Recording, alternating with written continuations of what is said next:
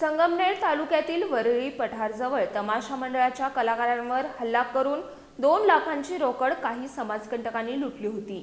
या समाजकंटकांवर कठोर कायदेशीर कारवाई करावी अशी मागणी महाराष्ट्र राज्य कलाकार महासंघाच्या वतीने आज पत्रकार परिषदेत घेण्यात आली आहे। ही कारवाई न केल्यास उग्र आंदोलन छेडलं जाईल असा इशारा यावेळी देण्यात आला। बुधवारी 1 एप्रिल रोजी राष्ट्रपती पुरस्कार विजेत्या कैलासवासी विठाबाई भाऊ मांग नारायणगावकर या तमाशा मंडळातील कलाकार संगमनेर तालुक्यातून त्यांच्या वाहनातून प्रवास करत होते। ते संगमनेर तालुक्यातील वरळी पठार परिसरातील एका पेट्रोल पंपाजवळ आले होते।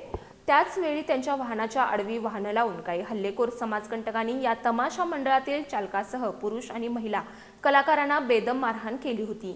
तसंच महिलांचा विनयभंग करण्याचा प्रयत्नही त्यांनी केला होता। त्यावेळी त्या हल्लेखोरांनी या कलाकारांची 2 लाखांची रोकड जबरदस्तीने काढून घेतली होती।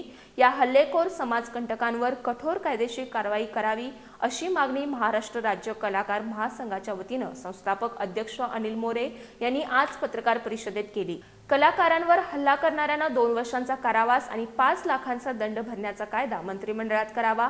तसंच याबाबतचे खटले फास्ट ट्रॅक न्यायालयात चालवावेत अशी मागणीही त्यांनी केली आहे। या प्रकाराबाबत मुख्यमंत्री, उपमुख्यमंत्री आणि सांस्कृतिक मंत्री यांना भेटून दाद मागणार असल्याचं त्यांनी सांगितले। यावेळी कलाकार महासंघाचे कोल्हापूर जिल्हा अध्यक्ष बाळासाहेब गारे, सांगली जिल्हा अध्यक्ष देवदास भंडारे, तुकाराम लोहार, प्रिया गोंजारी, पंडित बुचडे, प्रभादेवी पाटील, जयश्री मगदूम, सारिका पुजारी, कृष्णात निकम, लता देवळालकर यांच्यासह कलाकार उपस्थित होते।